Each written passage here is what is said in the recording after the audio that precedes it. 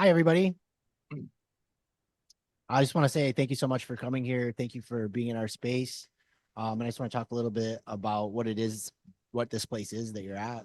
One of the most important things we do is to build awareness as to what this place is and why we're here. So to get you all in the building is just a great opportunity for us. So this is a nonprofit.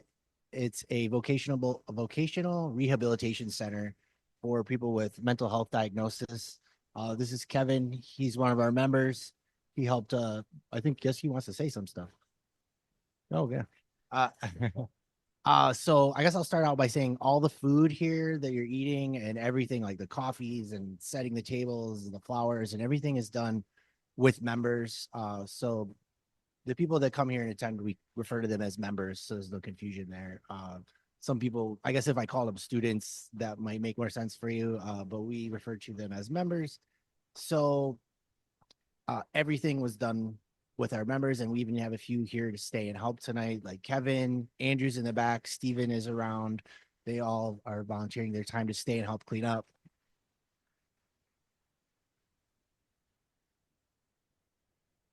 So this place is again, it's a vocational rehabilitation center. We have the three different teams. There's business and technology, graphic design and multimedia, and then culinary. So members come here and learn skills, they build relationships. It's meaningful and purposeful work. So the staff is really short-handed, so the place doesn't operate without members. So the work they're doing is crucial. We can't get it done without them. So members build purpose and meaning in their life. And if they're interested in employment, that's a huge part of what we do. You learn your skills here, soft skills, hard skills. We help you get jobs. We partner with businesses in the community for our transitional employment jobs. Um, yeah, we're just happy to have you in the building. Did you want to say anything, Kevin? All right. How long have you been coming? So this thing okay? I sound like I'm whispering. So yeah, I mean, I've been coming here ever since we opened in 2017. For all the locals, this used to be Dixon Locksmith. I don't know what that means to you, but yeah, Marion Carter and those guys. Yeah, okay. So anyway, yeah, I mean, it's the member attendance for me when I first started coming here. It was the sort of thing where it really grew and grew and grew. And I say this, and I don't know why, but COVID, when it hit, man, it was tough. And like, I still feel, I don't know why COVID is still hitting us. I don't know why. But anyway, so get past that. Everything's great. I mean, I keep it short and sweet. We've never had a health department violation in the kitchen. Not once, right? Thank you. And then, we've never had anybody get sick. So, it's not that big of a place as much as Ben and I have said. People ask, well, is this a public place? Could people just walk in and eat? I mean, God, I wish this was Goodwill and we could pump out, 100 and, to 2 to 3, 4, 5, 600 meals a day, but we can't, but even if people haven't gotten sick, I've heard of places like the Ritz closing down for 2 days. So, it's like, no one getting sick. That's a lot of pride. But besides that, we like to train people, like Ben said, to, find culinary jobs in the community. And then we just hopefully try and set them free and hopefully it'll grow. I mean, there's not much else to it. Yeah. Thank you, Kevin. I'll just say one more thing. I want to invite everybody that's here in the building to come in again for a tour, or even a tour and a lunch and learn. Just call us, let us know, say, hey, I'd like to come in for a tour. We're more than happy to have you, and bring some friends. Thanks. Thanks, Kevin. Did anyone have the turkey sliders? Because Kevin needs feedback. Is this on? It was amazing. The turkey and tzatziki sliders, whoever made them, 100 out of 100. Awesome. Awesome. My name is Tom Edwards. I'm the executive director of SRQ Strong. I'm new. I got here in September. We're up to, I think it's 6 or 7 months. And SRQ Strong, if you're not aware, is a nonprofit, and our lane is trauma awareness. And the point of what we're doing tonight is a community conversation on a particular topic that is closely associated with trauma. And so what we really look to do is be in the business of letting people know that just about every one of us has been traumatized at one way or another. And if we all understood that about each other, we'd start asking the question, not what's wrong with that person, but what happened to that person. And when that happens, our conversations begin with empathy, not judgment. And so that's really the long-term work of what we're trying to do at SRQ Strong. I have board members here tonight. I'd like them to stand.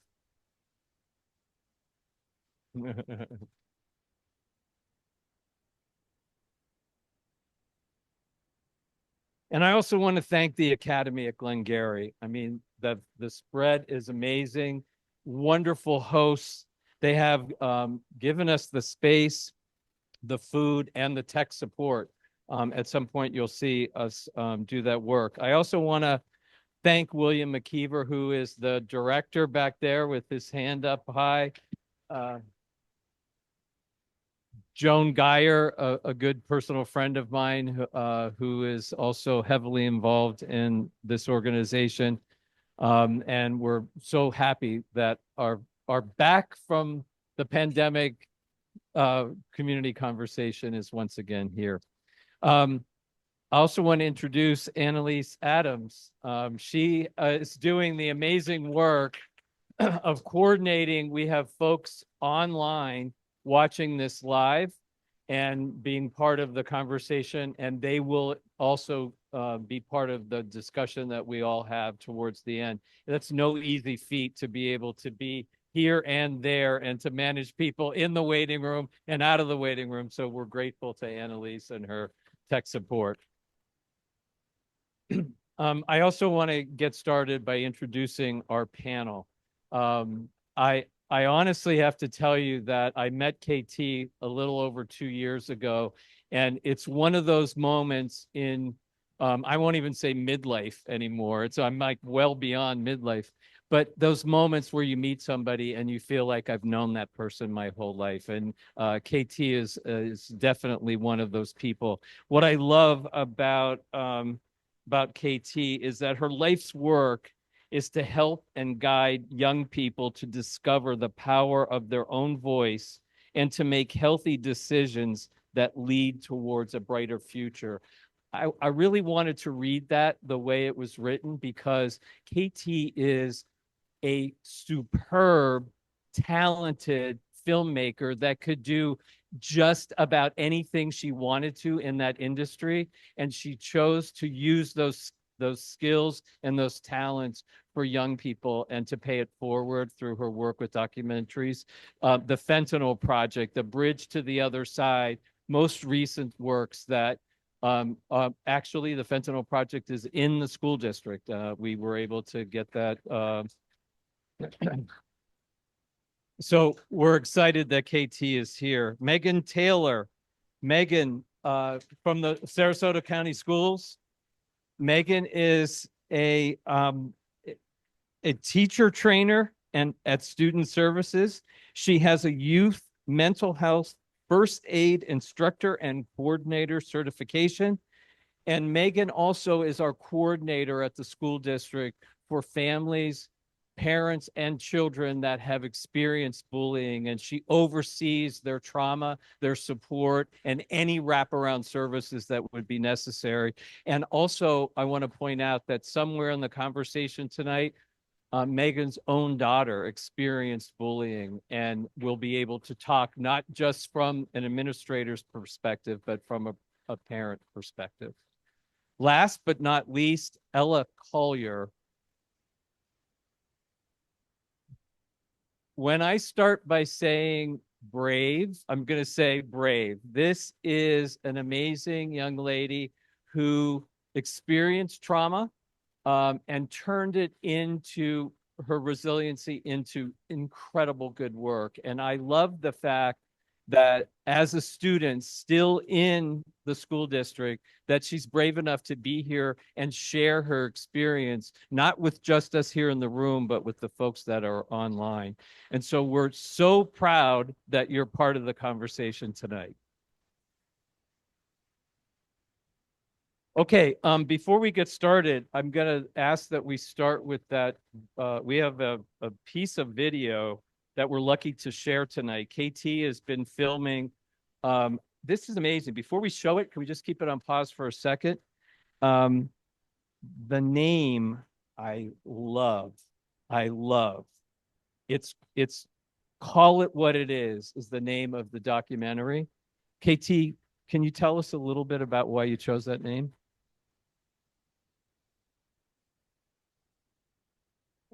Yes, as we've talked, bullying is across our society, not just with kids, with adults. A boss can bully an employee, a parent can bully a child, friends can even be a bully, you know. And so I felt at times in my life when I either witnessed bullying or, you know, if you could call it what it is, I feel it does reduce trauma and reduce stigma. If we're like, she's actually bullying my coworker. And because I happen to be studying bullying, and I could recognize and begin to call it in my own mind for what it is. And I began to, you know, not be as bothered by it, you know, just emotionally. I could be more objective. And I feel like if young people can do that, and you can tell us if that resonates with you, but if you could say, I'm being bullied, you know, and because so many of the kids felt less than, not seen. And it was only through time and healing that they began to see a better perspective. Yeah, and I kind of think if you put a name to what it is, it can help reduce that stigma. And that's really what I think our goal is as a school district, as a community, is to really try to reduce the stigma surrounding things such as bullying. So I think it's great. I think also for the person that's being bullied, for whatever the topic is, there's a shame that's associated with being bullied, that they're calling you out for something and that you feel shameful, and that this name to me is sort of looking that right in the face and saying, I'm not going to permit that. I'm going to call it for what it is, and I'm going to stand right up to it. So I love the name. So thank you. I think we're ready for the clip. Thanks a lot. I'll just real quick add, KT made an absolutely beautiful video, but unfortunately the Zoom platform just does not make it look as beautiful as it actually is. So for people at home, depending on your bandwidth, and then of course for our Zoom streaming platform here, it might buffer a little bit, but we know it's not going to take away from the impact that the video is going to share. So I just wanted to give that piece real quick.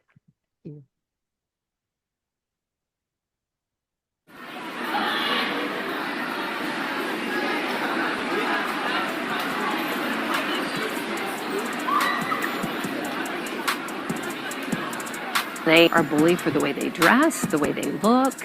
Sometimes they're bullied by the grades they're getting or the kids they're hanging out with. And with social media now, it just takes it to a whole nother level. It's usually online for high school kids. Someone taking a video of someone and making fun of like their mannerisms or just the way they look, and I feel like that happens a lot. It's kind of stressful, like you never really know who's videoing something, or like you never really know. It's kind of like eyes are always on you, and that is another way that like bullying can happen. It's really subtle, like no one really notices it. You have to be kind of like part of it or the victim of it kind of thing. If someone's on their phone and like say I'm on someone else's private story and Kate's not on it, and she posts something about Kate, I'm like, oh my gosh, Kate, look what she said about you. Yeah, so that creates a lot of issues. Yeah, wherever they are, the next time they see them, they will like hurt them, like physically. I get accused that I'm gay. I'm not. When they ask you and you say no, they keep persisting and keep asking you, and it's just kind of like, okay, I told you no once, stop asking.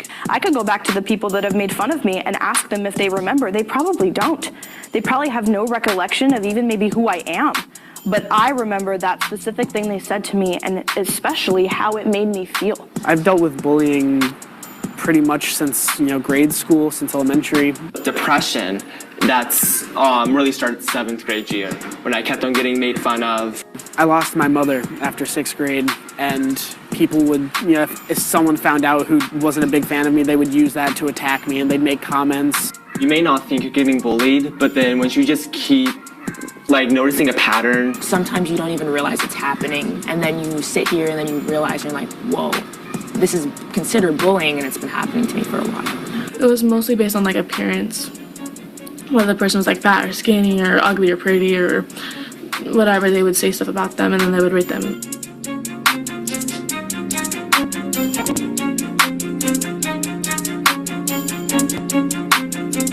In social media, our school had an anonymous confessions page, and what a confessions page is basically an anonymous place where you can say something about somebody.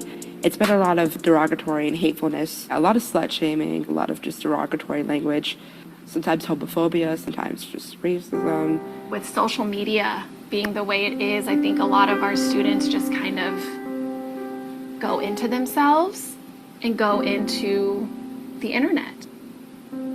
It's definitely more secretive, and I think it's because people know that it's wrong.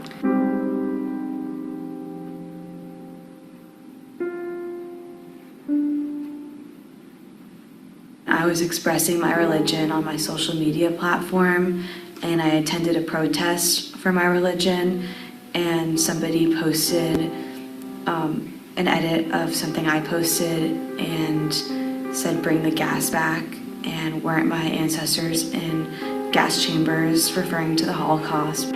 You just have something to hide behind. You don't have to actually say something mean to someone's face. You can hide behind a screen and, your words online.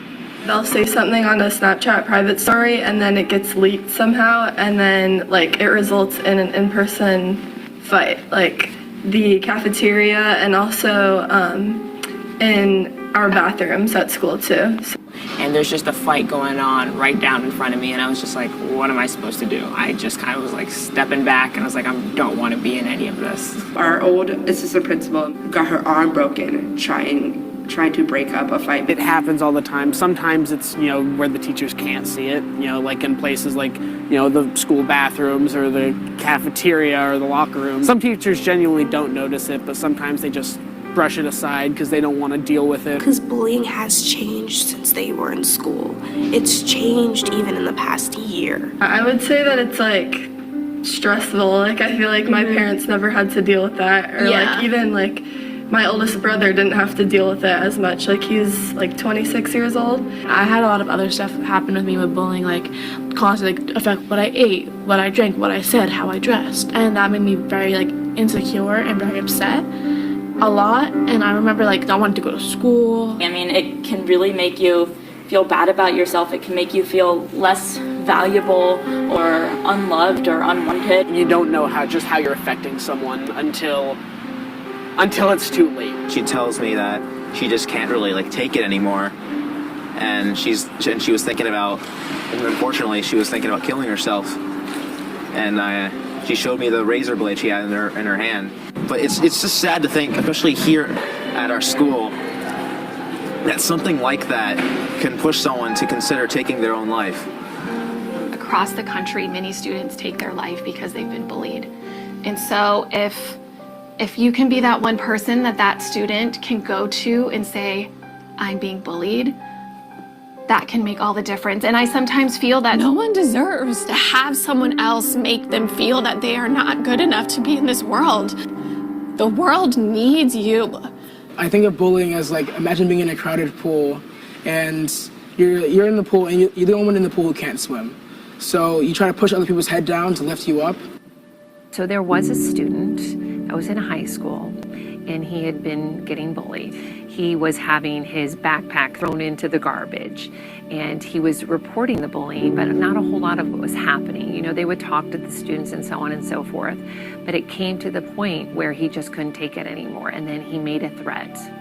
And then all of a sudden that focus shifted not on him being bullied, but on him making the threat. And so to me, that broke my heart, because if we could have intervened sooner for this child with the bullying, he might not have gotten to that point where he became so frustrated. Yeah, I feel like if a lot more people could do this, just talk to people. You learn so much. You learn their stories, and we all relate to one another. We're all going through the same thing. We all have the same insecurities. We all feel the same things, and we just realize that, hey, we're not as different as you think we are.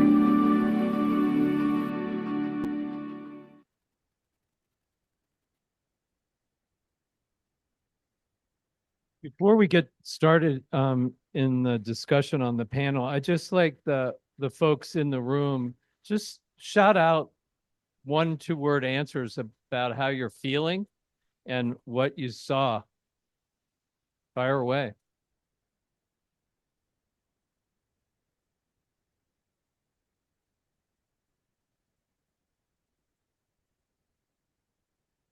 Well,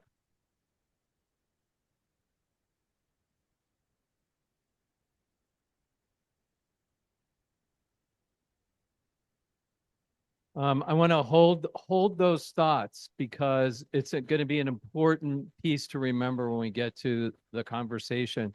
The point of the community conversation and the place of where we want to be is that all of you are experiencing different emotions from that. And I bet there's probably people in the room, myself included. I was bullied as a child.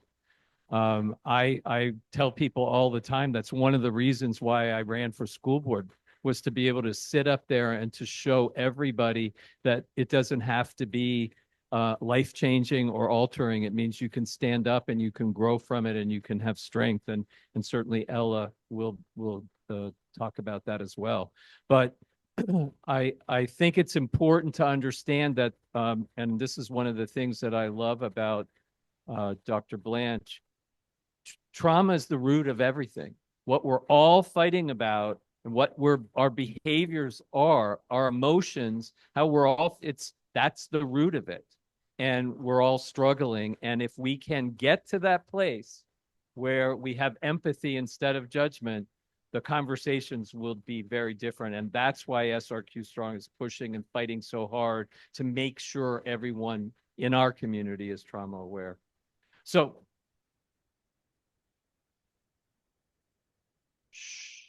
sure. Fire away again. If you said something out, I'll repeat it. Angry. Why? Why does this have to happen? Frustrated. Distressed. Concerned. Okay, we're good. All right, I'm going to start with my first question. And what our intention here is that it's not panel, it's discussion. We'll all discuss the conversation. If someone wants to chime in, don't wait for me. Feel comfortable enough to be part of the conversation. So we have 3 different perspectives. We have a student, we have an administrator, and a parent. That's actually, we'll get to 4. And KT is a documentarian. She's also a parent. Can you describe the overall bullying culture? Is this acceptable to families and kids? Is there somehow an ability that it's okay to do this? Are families pushing back? To me, I think it's very hard to kind of explain bullying culture in the year 2025. I think some kids said it in KT's documentary that the bullying that we kind of grew up with is not the same bullying that our students, our kids are growing up with. I had someone say to me that, when they were in school, when they were being bullied, it happened on the school campus and it kind of stopped there. But now we have cell phones. Everyone has a cell phone. Even 5-year-olds have cell phones. They're getting younger and younger. They have cell phones, they have tablets. And so they are attached to the whole entire world.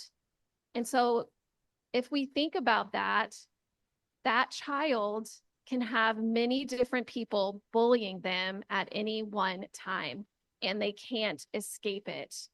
And I think for some parents, they have their own stuff going on and they might not see what's occurring with their own child, whether that child is doing the bullying or if their child is a victim of bullying. So, that's just my take on bullying culture. I think it's very hard to pinpoint why it is the way it is, but I think one of that is that social media. I thought it was interesting in almost all the young people I interviewed, which was, I think, over 25 from all 5 major high schools, is they all were aware. They kept saying it's very subtle, but they all knew what it was, that it was affecting them deeply and that it had changed even in the past year, and gotten much worse.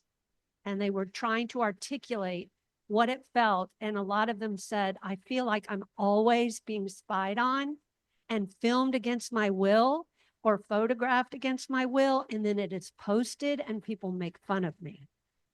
I would say And- that this happens a lot on mostly bullying is on social media. And I just want to share my story off the bat because I'm going to be referring to it a lot. And it was addressed in the video. But basically, I had the experience of living in Israel for a few months in 2023 before the war broke out. And when the war broke out, I felt called to show my support.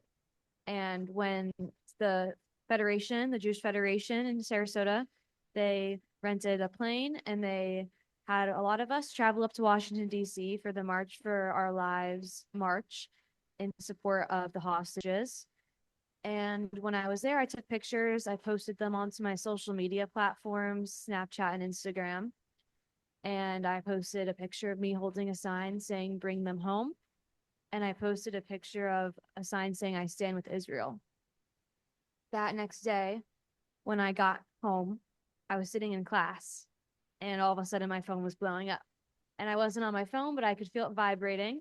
So I picked up my phone and I had a ton of people texting me. So I go on my phone during class and immediately I just started crying in class because people took these pictures I posted and edited them saying, bring the gas back and weren't your ancestors in gas chambers. So even though my accounts were private on social media, these people who I knew, my peers at school, were posting it. Multiple people were posting it. And I marched down to the office, reported it. And that's what I would like to say is I feel fortunate enough to have supportive parents because I told my parents, I feel fortunate enough that I'm able to stand up for myself. And my parents were involved. We got the Jewish Federation involved and the vice principals. And my situation was resolved because I was able to do that. But I don't think that every student who faces bullying is able to. And I think that not everyone's parents would also care enough to step in or be able to step in. But in my circumstance, if you're able to share, I had a very good experience with the support system that I have in the community. And I think that my instance was in front of a lot of people, a lot of people. But I think right now bullying is usually more subtle. Yeah, I just want to say thank you, Ella, for sharing your story.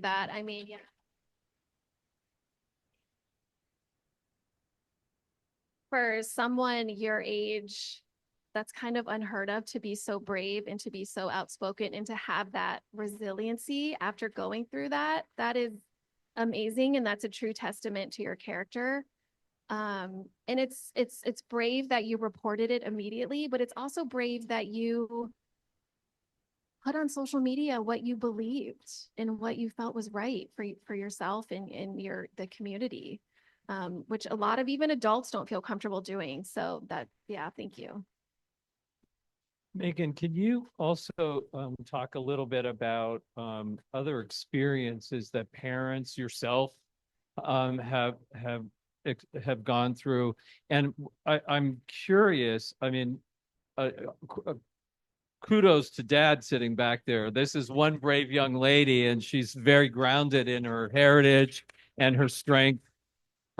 So that comes from incredible family support, but not all kids have that kind of support. Right. Can you share that? That I think is part of the point of the conversation is that we've got to get the word out that you don't have to be alone. Right. Yeah. That's kind of like the motto that I live by is that you are not alone. You don't have to suffer in silence. You don't have to kind of go into yourself or go into the darkness.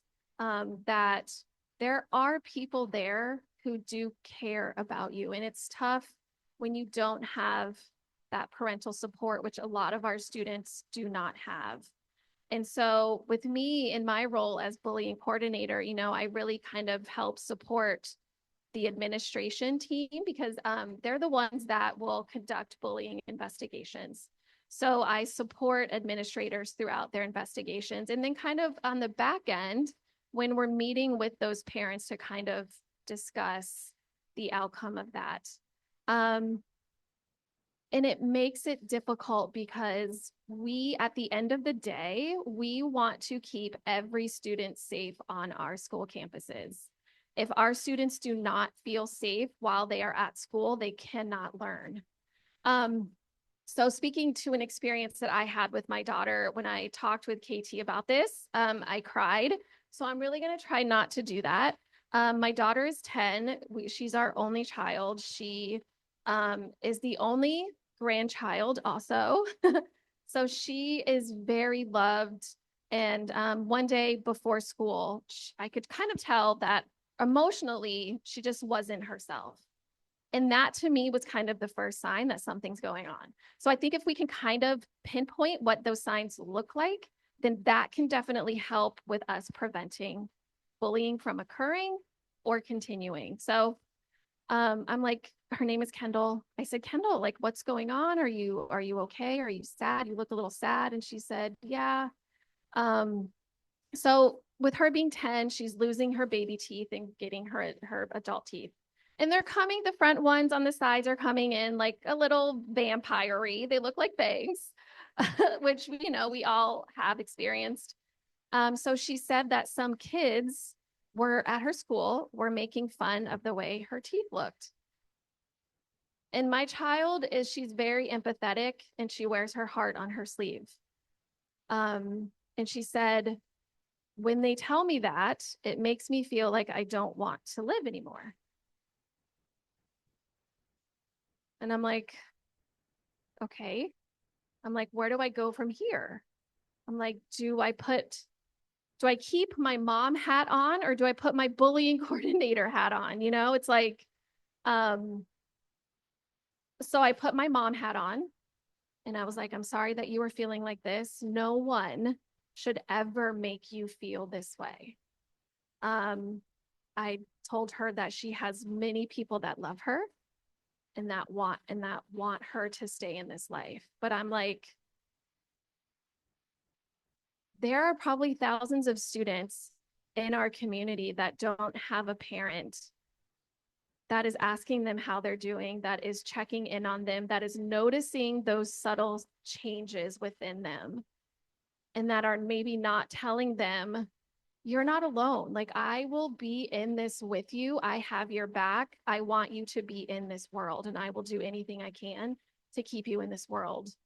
So in my professional experience, when there are those parents that are not very supportive,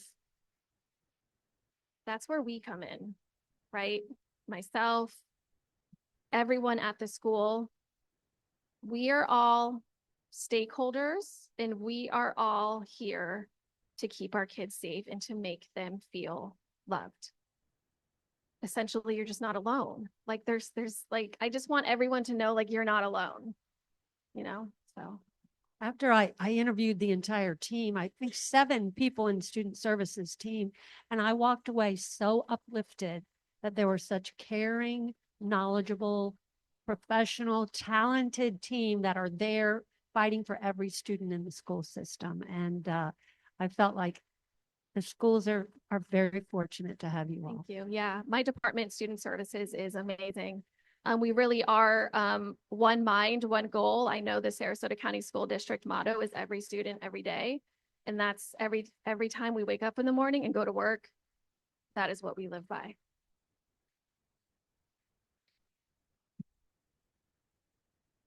I'm going to ask the 3 of you this question, and we're going to start with KT because I have an extra question for her. But my first question for all 3 of you, for you to think about, how has your experience with bullying, whether it's through the filming or your personal experiences, and the traumas that are associated to that, how has it changed your own behaviors? So, for example, for myself, speaking of my own resilience, I definitely gravitate to the underdog. just, it's an automatic, you're all right, I'm here for you. So I'm going to use that as an example. But before you answer that, KT, I want to really hear, because of your work, what you want to accomplish with this documentary. What you have a magic wand. Tell us how you like change to happen. Great question. And I would like, number one, for people to recognize what bullying is, to realize that they're not alone, to feel heard. That really is my life's work, is to amplify the voice of young adults so they don't feel alone. And I am an older sister of a very large family. I'm a mom. I also care about the underdog. Once someone said, well, there's always going to be 20% that we have to kind of write off. Somebody told me that at a safe and drug-free school meeting once. They said, KT, let's just look at the 80% that's doing well, forget the 20. And I said, if we uplift the 20%, we uplift 100%, you know, and I can never ignore that 20% of kids that are really struggling. And it's hard to get through adolescence under the best of circumstances. And so it's always been my life's work to reach those kids that are having it the hardest, and then reach everyone. I think tag keeps coming off. I also kind of tend to root more for the underdog, because I feel like those are the people that are the 20% that people just kind of push to the side. The kids that struggle academically, the kids that struggle socially. And I don't know if that's just, you know, my brother has Down syndrome. And so I grew up with people with varying disabilities. I grew up in the world of Special Olympics. And so my heart has always been for those type of students that are kind of seen as the 20% and just pushed aside. Those are the students we need to focus on and check in on, because frankly, probably all 20% of them don't have someone that is checking in on them. For me, I'm a teen court attorney, and I love teen court. It is one of my most favorite things in the world, but I think that that's what inspired me a lot with this process after my experience, because being a teen court attorney, I get to interview these students who are getting in trouble. I'm interviewing students who are trespassing, who are stealing for their loved ones, or just stealing for fun, people who are vandalizing things, people who are smoking in schools. I'm interviewing people who start the school fights. I interview people who end up in the school fights. And I really have this perspective where teen court, when people are there, they're there and they're reliving one of their worst moments. And being an attorney who's there for them, I'm able to listen to their story, and I'm able to recognize that usually when these things happen, it's because they're having a bad day, or it's because things are going on at home. And that's what I love teen court so much. It has over like a 95% success rate. And these students, it's one of those programs that helps these students who are being bullied, because a lot of the times people starting school fights, it's because they were getting bullied in the past. And we provide support services, but more importantly, awareness. And with my situation, the girl who posted those things about me, who created the edits, she never apologized. And I also never have ever spoken to her ever. So I just Did you forgive her? I do forgive her, because I was thinking about it, and you know, she was given consequences, an educational consequence, but she's still at school and I still see her almost every single day. But I am choosing to forgive her because I feel like she had other things going on, and I don't want to ruin her life and get her kicked out of high school because of one bad decision she made when she was probably having other stuff going on. And that's because of my time with teen court. And I think that's why I'm here today, is to offer this perspective, is that that is an amazing program. And that is just another perspective that I'm able to look at the situation from. Yeah, and to piggyback off what Ella was saying about her perspective, I think me being in the role as bullying coordinator has allowed me to look at not just the victim, of bullying as the victim, but also look at the alleged offender of that bullying as a victim themselves somewhat. Like, we don't know what that alleged offender has gone through in their life. As Mr. Edwards said earlier, we have to approach everybody in a trauma-informed way. So that's how I kind of approach the alleged offenders of the bullying investigations that I'm involved in. What kind of trauma have they experienced? Do they have a parent that is bullying them so they think it's right to treat people that way? So I think, I mean, that's an amazing perspective that you have, Ella.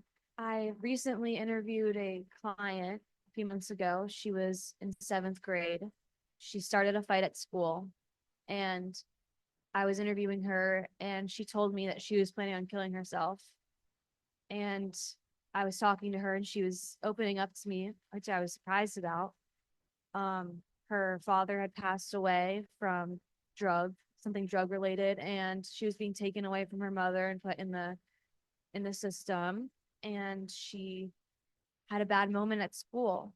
And just having those types of conversations with people who are 13 years old really shows you that there's a lot of situations going on.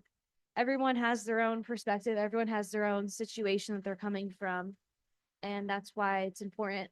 I want to recognize also that while I want to combat bullying, I also want to pay attention to those people who are bullying. Those people probably need just as much help. 100% agree. Ella, you literally exemplify a meme I saw on Facebook 2 days ago, and the phrase was, when you can forgive the offender and never speak to that person again, it's the ultimate self-care. Yeah, I love that. So that's an important component to add to this conversation about how self-care, how you can respond and come back from that kind of experience. The other part of this conversation, which I think is really important to also pay attention to. KT and I were on Suncoast View 2 days ago talking about this, and they asked me the magic wand question: what is the one takeaway that you want people to know? And my answer was that the bully is also been traumatized, and that bad behavior is acting out, and that if we can solve that problem, that is a big problem. KT, I think you're going to comment. A lot as the video, it was just filmed last month. And so I've been racing to have a little bit of clip to show you today. But what it's going into, there was so much hope in the video from the students and the staff of things that had helped. I spoke to a lot of seniors. And so as they went through school and they got help and they went into drama or they started weightlifting, a lot of female weightlifters found great power and strength. And I've been hearing that around the country. And just sports, good things about sports, about how it helped them find power, self-esteem, and things like teen court. Another girl is a volunteer with Embracing Our Differences and how that helped her so much. And so they said that there was much hope on the other side. And that's what I'm hearing from you too, Ella. But I also heard that ones who were really brutally bullied, like one boy stopped talking for 3 years. He was being bullied. And I couldn't believe it because he's so talkative. He's a theater kid. And he just decided, I'm not going to speak. And that's how I will solve this. So at these pivotal time of his growth, he quit talking.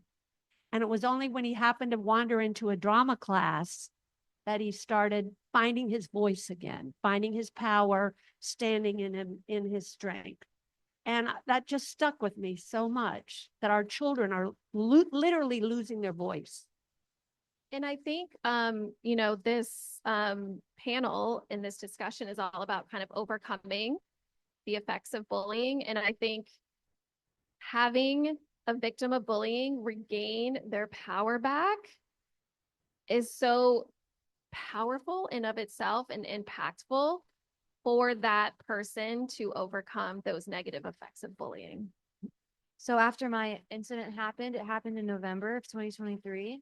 That next weekend, I was able to go to a conference for Jewish teens in Florida. And that really shaped the course of my experience because I shared it with some staff there and some friends there. And had I not been there, I don't think I would have been as empowered to continue on and speaking about it. And then I was given the chance in February 2024 to lobby congressional staff in Washington, D.C. And I flew up to Washington, D.C. and I lobbied and I shared this story with the congressional staff. And I'm not going to stop sharing the story. That's why I'm here. Never stop. But I wanted to go back to how it like affected me. And the way that it is affecting me now is with social media. It made me more aware. And I've always been careful about, I never post anything negative about anyone else. And I had decided to post about supporting Israel because all of my followers knew I was in Israel for 6 months within that year. So I posted, and now it's just making me more aware. It's making me more cautious about what I'm posting, but I haven't stopped posting about Israel because it's who I am. And I've recognized like that comes with hate sometimes. And that's just what being Jewish comes with sometimes. But I'm choosing to keep posting, and I'm posting my support for this most recent round of hostages that were just released. And yeah, that's how it's affected me. So I have two questions I'm going to pose to the audience in a second, as well as the panel. But I'm going to turn the mic over to Annalise. She has some comments from some of our folks online. Thank you. Yeah, I just had some people commenting as you were sharing your stories. Someone said, "We have lost the art of empathy and kindness. Having so much access, social media, speaking in terms, makes it easy for keyboard cowboys to flourish." Someone else said it needs to stop from the top. And another person, I think it's Janine, how to pronounce it, said I can relate to that when you were sharing your story. And then someone commented on Megan, your story, saying not wanting to live at 10 years old. That is so sad and concerning. Someone else said, lucky to have been brought up in the 80s without all of this social media. The same person said, protect the teachers also. That's very important. They said, as a special ed teacher for 20 years, it's really a really bad idea to let those bottom 20% get pushed to the side. Everyone has value. Even a broken clock is right twice a day. So you can learn something from everyone. And then Bronson talked about your forgiveness. He said, wow, that's such powerful forgiveness. And someone else said, when you don't forgive, though, it is like drinking poison and expecting someone else to get sick. You have to forgive yourself so you can move forward. Not that you forget, but you can forgive. And it's not easy to do. Those were great. Yeah. Well, thank you all for being online and participating in our conversation. The magic of technology, yes? All right, I'm gonna go with this question first because someone alluded to it. I often say this in my household: what you accept, you teach. And so my question to the panel and to the audience is, do you think bullying has become acceptable in our culture and our society? Yeah, I mean, I think it has. I mean, I've heard people say that a little bit of bullying is good. I think I've heard a lot of students say things along those lines in our schools when people are different, saying, oh, a little bit of bullying won't, maybe it'll hurt them for a little bit, but it'll cause them to become normal. And so they think that just that little, those comments or laughter or lack of comments can be beneficial. But I think that like physical bullying is not acceptable in this society. It's all words and online. people don't even realize. I mean, we have a lot of politicians who are bullies, and we have other people who are in public office that I would consider a bully. Yeah, and I think when people see that, and I think when people see that being accepted and they see it on the news every day, it's become an okay practice. It's okay to bully someone for how they look, for how they dress, for what they believe in, whatever it may be, because they see that it's been accepted.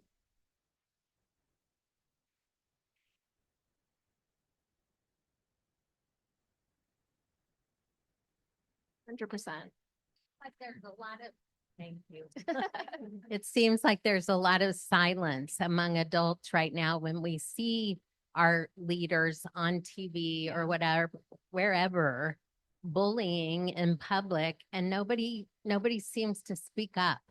Right. We have to start taking responsibility for that, I think. And calling it what it is. And calling Yes. it what it Yes. is. Thank you. Yes. Could I ask a question? I wanted to ask all of you, or at least Megan and Ella, KT may not know this, but when this happened with you, Ella, was there a school response? Was there any kind of classroom conversation about, this behavior is not going to be tolerated, or, some kind of conversation in the classroom about it? I'm just curious. Do you want to? Sure. Yeah. So when this first happened, well, the first thing I did before I even called my parents was go down to the front office, and I sat in the vice principal's office and waited for her to come because she was doing vice principal duties. And I sat in there for a good 20 minutes explaining, and I was actually crying, and I called my parents, and I had lunch the next period. So then I was on my phone for the next hour, and we got the Jewish Federation involved immediately. And later that day after school, I went to the Federation myself, and I was speaking to representatives. And the vice principal, I guess it's school policy, or whatever it was, they were not going to tell me what the consequence was going to be. They were handling it between the Jewish Federation and the school. But I do know that she was out of school for a few days based off of observation. And they told me that she was going to face something educational about the Holocaust. And that is all I really know. Her and I are in different grades, so we don't have the same classes. I only see her in the hallways. And so there was not really like a classroom discussion, because that's also harder when you have 7 classes in high school. But it was addressed, and she was taken to the office. And I do know that she made comments. She called me her op, like opponent, opposition, and slang in my generation. She called me her like opponent, and she was talking about me afterwards, but I still haven't spoken to her. Like I said, I don't really know what she's choosing to think, but I passed her in the halls and we make eye contact, and that's it. So when I heard this story, I was so horrified because I found it not only bullying, but I found it personally to be life-threatening. Because when you post something like that online about the gas chambers, and it could actually have led to violence, and that is the ultimate extreme of bullying. It can lead to school shootings, violent fights, and hate crimes. So the reason why I was scared for my well-being when I first found out, because when I went to the office and reported it, I didn't know where it was coming from because it was on multiple people's pages. So I first was like, I see this. I see people are posting it. I don't know where it started. I don't know who created it. And then I found out who it was, and I said, who is this? I was like, I don't know who this girl is.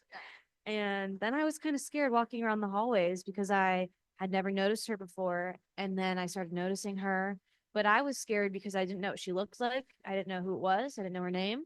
So that's why I was scared at first. And then when I was informed who it was better because I was able to be aware of what was going on. Yeah, and so I can tell you that like at the elementary level, we do have our school counselors can go into a room and do like social skills with the whole class, or they can do like small group lessons on just how, you know, what to say, what not to say, how to say it. We also have state mandated required instruction that middle and high school aged kids get, and it talks about the effects of bullying. That's talked about in the month of October because October is Bullying Prevention Month. And the video will be part of that. Yes. Yeah. And then we also have 11 resiliency characteristics, which all levels receive. And one of those characteristics is empathy. And so, yeah, we definitely do. And so in the course of any kind of bullying investigation, we do put plans in place to protect the alleged target. And then we will also do a safety and supervision plan for the alleged offender, just to make sure that we're trying to mitigate any additional risk of that person bullying others or bullying their target. I also just want to add that I have her blocked on every platform now. So there's no way that she could get in contact with me and if she wanted to. And additionally, I was told by the school system that she will be expelled if she does it again. Yeah. KT, Megan, Ella. No, go ahead. Thank you, all of you, very, very much. And also to the Sarasota School District. I didn't know you had such an active program in this regard. Yep. I had a few questions. One is, where does this bullying intersect with people of brown or blacks or other colors of skin? Where does that bullying intersect with that? And how young, I mean, at what age have you seen some very harmful bullying? And if you're willing to share what happened with your 10-year-old daughter. Yeah. So for your first question, we're intersecting with African American. I haven't really found that to be like an outlier. It's really, I've actually in my role as bullying coordinator, I've only really been on a investigation where it, you know, the alleged offender and the alleged target were African American. So I mean, bullying happens to everyone. And it can be as simple as making fun of your teeth. So for your other question with my daughter, I try to wear like my mom hat and like my bullying coordinator, youth mental health first aid hat with her and teach her resiliency. I try to teach her as much as I can for her age. It's kind of like that old adage or the saying, sticks and stones, right? And I'm like, you control how other people make you feel. You control your emotions. You control how you react. So I'm just trying to teach her how to be resilient and to just try to ignore those people. Because again, we have to look at why they're saying those things. Why are they bullying other people? What have they gone through? So I try to have those conversations with her, but it's hard because she's 10. So yeah, but she's I think in a good place right now. Thank you for asking. You three are phenomenal. So thank you so very much. I'm a retired school teacher of 30 plus years. And more importantly, I'm a mom. We are parents of a son who was bullied in high school, and he's now an adult, 32 years old, and it has still affected him all these years. And this question goes back to Ella, but all three of you, which is, Ella, you talked about the day it happened and the fact that your phone was somewhere, but then all of a sudden it was burning in your pocket or you felt it buzzing, buzzing, buzzing. And I've been really aware of so many places that have these no phone policies now. The kids have to put their phone somewhere. What's Sarasota doing about that? Because if kids are holding their phones all day long, the social media is killing our kids. So I'm just curious what's being done. So every teacher has their own policy. I have teachers where you put your phone up when class begins. I have other teachers that let you use your phone because we are all in high school. Some teachers have the mindset, which I agree with sometimes, is we should all be old enough to control ourselves, and they're teaching. And if we're on our phones and we miss learning, and that's on them. They always say, like, some teachers just don't care. If kids are on their phone, they're like, well, that's your, this is a college level class, and you are old enough to know that you should not be on your phone. And if you have a B and C in the class, don't come to me upset when I see you on your phone. And then other teachers just expect you to put them away.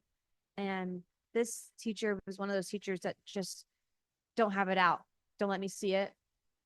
It's a discussion class. It was my favorite class, history. And he speaks the entire time. One of my favorite teachers, Mr. Oness, shout out.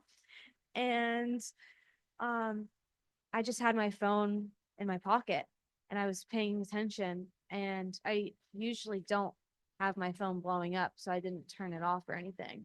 And I'm happy I didn't that day, because I was able, I raised my hand and I said, Mr. Oness, can I go to the front office? And he was like, yes, you can, because he saw I was upset and I was starting to cry. And I just went to the front office. And I think even having my phone up, this girl had posted it the night before, and my friend's second period was when it happened, and that's 8:30 in the morning. So people were kind of just realizing what was going on, and alerted me at that time.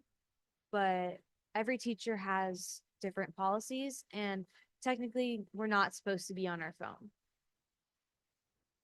I have an online question, and I think this is a point of discussion for all of us.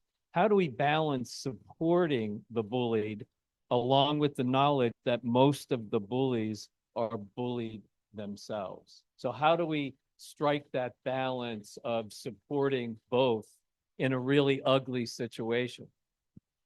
I know with the kids that I interviewed, they said, we all know hurt people, but these kids are, thinking of taking their own life. They're stopping talking for 3 years. They feel, they go to school with a razor blade and think of slitting their wrists at school, and so some of the students told me, one girl sat all through middle and ninth grade, never speaking to anyone.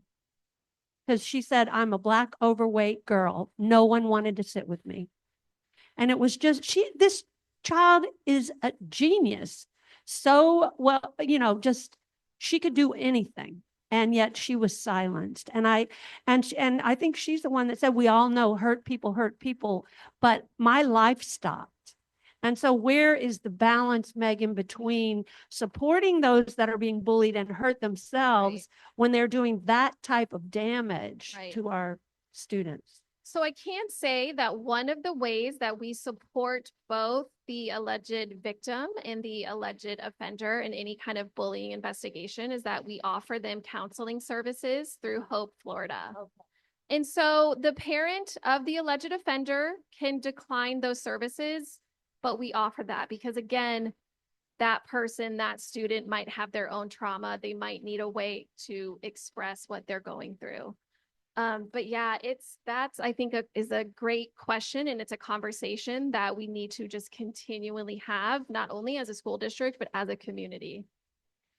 At least at teen court, I'm able to be a defense and a prosecutor. So when I work, my defense, and I am defending these students who were the bulliers, who were the ones that started fights and things like that, I'm able to show them empathy, and I listen.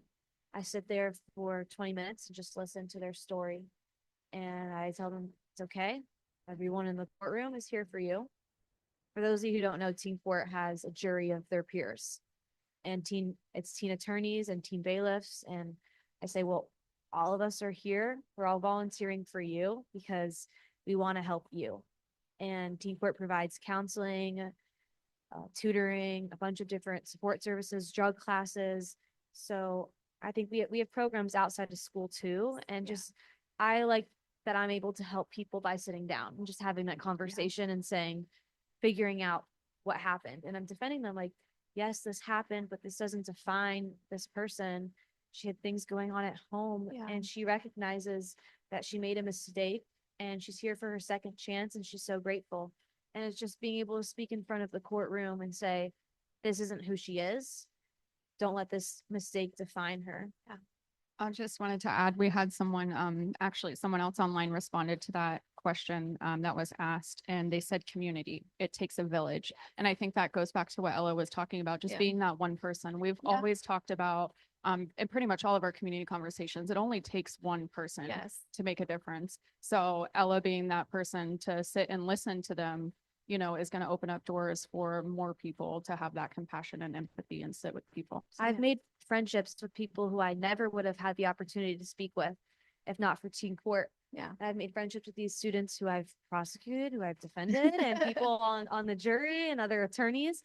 So it's a really special opportunity for me. And that's amazing. Amazing. You're forming connections and relationships. And that's what we really need more of, more connecting outside of technology.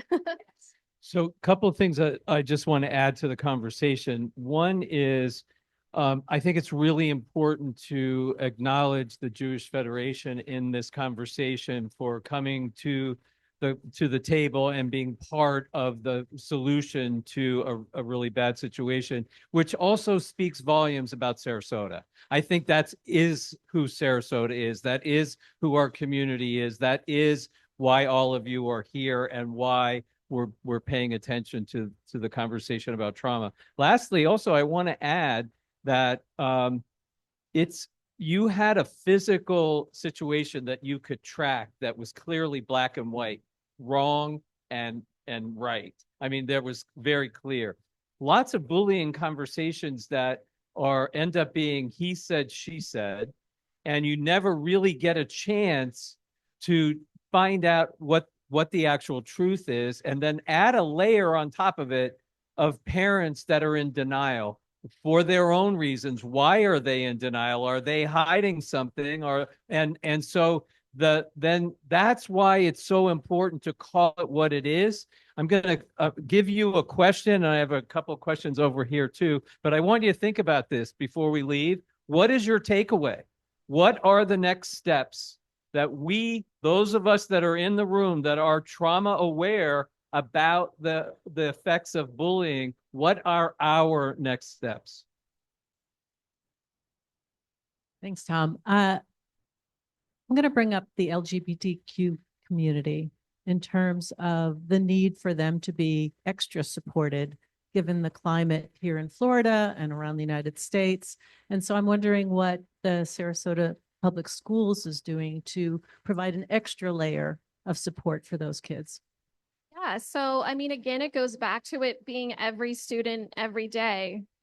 We don't discriminate based on race, sexuality, gender. Every student, as I said earlier, deserves to have a safe space, to have someone at that school that they feel safe going to. And so the school district, I've only ever worked in Sarasota County, and I love it. I love this district. Everyone that I've had the pleasure of working with has just been there for the students. The students are the focus. And so that's, we provide everyone with that extra layer of support. What I was so impressed with too, which I wasn't aware of, but Megan's team trains every adult in the system, from the bus driver to the cafeteria worker to the coach so it's not just the guidance counselors or the teachers. Right. Will you talk about that? So KT is referring to youth mental health first aid. That's a state statute. I'm the coordinator and an instructor for that.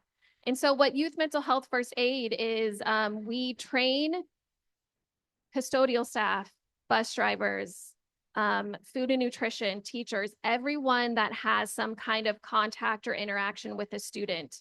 We train them how to recognize and respond to the signs of a mental health challenge within our students, or just really any kind of crisis. And so I think that can really, again, we're trying to break down that stigma. When I teach my trainings, I always use the term stigma stompers. I love it. That's a challenge that I issue to all of the staff that I train, that I encourage them to go back to their schools, go back to their communities to be those stigma stompers. And just so going back to resiliency, kids can be resilient if they have one supportive relationship with an adult. And that's another challenge that I issue to all the staff that I train. Go and be that one adult, even if it's just for one student. But try, if you can, try to be that one adult for as many students as you can. And so say you can't talk to the teacher or you don't want to go to the office. Right. But you have a great relationship with your lunch lady. You know, that person is looking out Yeah. to intervene. Yeah. And like with the movie I made, Surviving Lunch, none of that was in place. Right. And, you know, so there was a lot of opportunities to stop Yes. things before they escalated. Yep. And that's why another reason why, I love this district is because we do place such an important on resiliency characteristics, how to overcome those tough things. Ella, you are an incredibly courageous and strong young woman. Thank you. And this situation maybe brought out a little anger in you. You know who you are, and so you were able to respond with strength. I'm terribly worried about the child, for whatever reason, is struggling to find out who they are. Yeah. They're sensitive and they really don't know. And that's where I'm concerned, because their response is to be turning inward, that they're bad for some reason. Right. And I wonder how we can help that level of child. Yeah. Well, my story, that is the beginning of the story from that day. But earlier on in high school, I faced other forms of bullying that stemmed from the pandemic. My family wanted me to wear a mask at school, and I wanted to wear a mask at school too. Okay. But even in 8th grade, when we came back to school, I was one of the only kids who wore their mask wore their mask correctly. And I remember I came back to school after leaving in the middle of the day because I had an appointment to get my first vaccination. And I came back to school with a Band-Aid on my arm, and somebody held up a magnet to my arm and asked if the government put a chip in me. And that was the beginning of that. And then when I got to high school, it got worse because we were no longer mandated to wear masks, and I kept wearing mine. And people just all the time made comments, and I had 2 class periods, 6th and 7th period. I dreaded going to because I had kids who would always make comments like Ella's wearing her mask. And that's kind of how it started. And at first, I never ever responded to those kids. I didn't think it was worth it because sometimes you can't change people's beliefs from what they're hearing at home, and you have to pick your battles. So I chose not to fight that battle because I knew that I was wearing my mask to protect my grandparents and to protect my parents because I'm fortunate enough to have all 4 of my grandparents live in Sarasota, and I see them quite often. So I was wearing it I'm very lucky, wearing it to protect them, and it caused some unpleasant comments at school. But I think that's a really hard question because there's not one thing that helped me, but I would say just having that past experience. And then when I studied abroad in Israel, I found who I was. That was just my experience that really clicked for me. And then the next time, junior year, when I faced that social media incident, I was able to respond because I learned from previously having those other unpleasant experiences where I didn't respond. Thank you, Ella, for your conviction and your courage. And thank you all for tonight, and also for what you do every day. I'm a mental health professional who's worked with families who have experienced trauma for 50 years. And I just want to bring into the picture here the parents. Because if we're going to be trauma informed, it's really important for us to consider what happened to them as well. And I understand that as people in the schools and who are trying to bring attention to such a incredibly horrific growing epidemic of bullying, that it's important to focus on the kids, Yeah. those who are bullied and those who are bullying by getting them into, hopefully into counseling.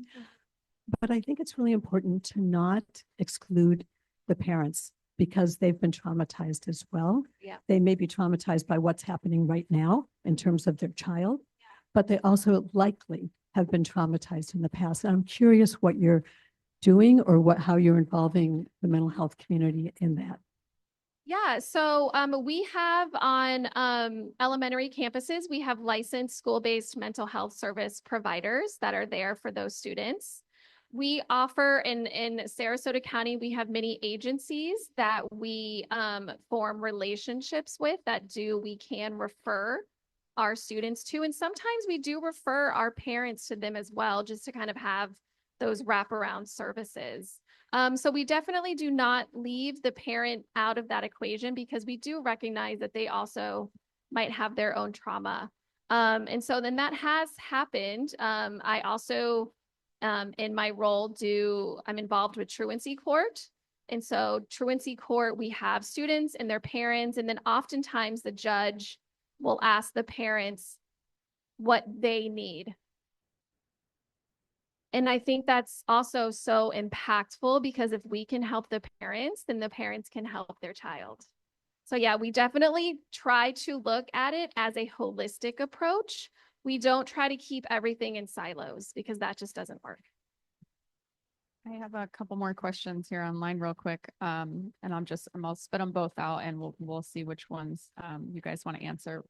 Colleen asked, is restorative justice part of the process in resolving bullying situations? And then someone else asked, what about mental health? I'm wondering how they feel if a space like the Academy was available to youth.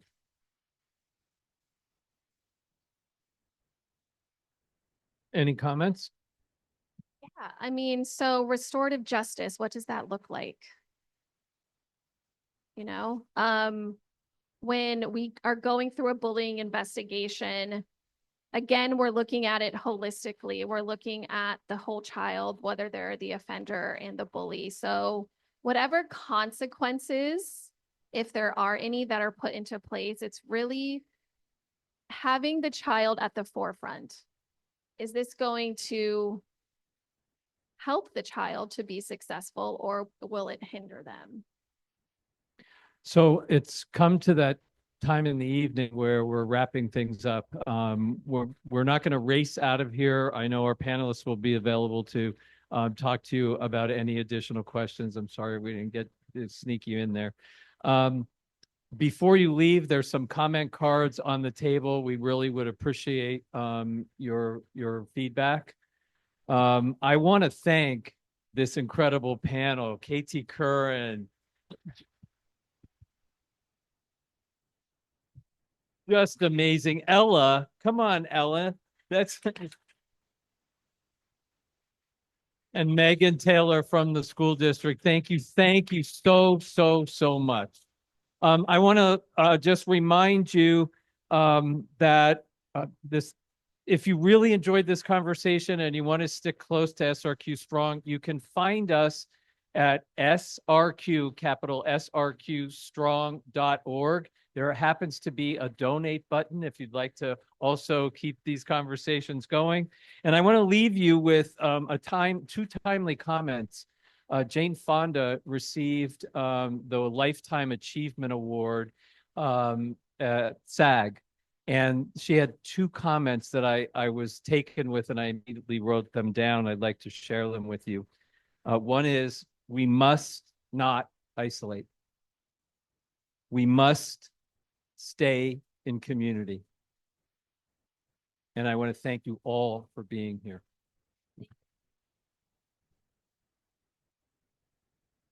I think I can speak for myself and all of the panelists. Thank you, SRQ Strong, for hosting this amazing event. Thank you for the Academy, for the delicious food, and for allowing us to use your space. Thank you, everyone, for coming. I second that. Thank you. Thank you. And I just want to add that we are going to be sharing some resources. We didn't get to pull them up on this slide tonight, but we will be sharing resources about bullying and combating bullying. So if you registered tonight and we have your email, those will be going out. Also, there are to-go boxes for you guys to take home food. Please, please, please. Are take it. the turkey tzatziki sliders a part of that? Okay. And also, this was recorded, so for people who maybe hopped online late and are wondering what happened in the beginning, you can view it immediately on our Facebook as we were streaming live on Facebook. And then I'm going to edit down this recording and send it out with a recap and all of the resources later in the week as well. So thank you guys.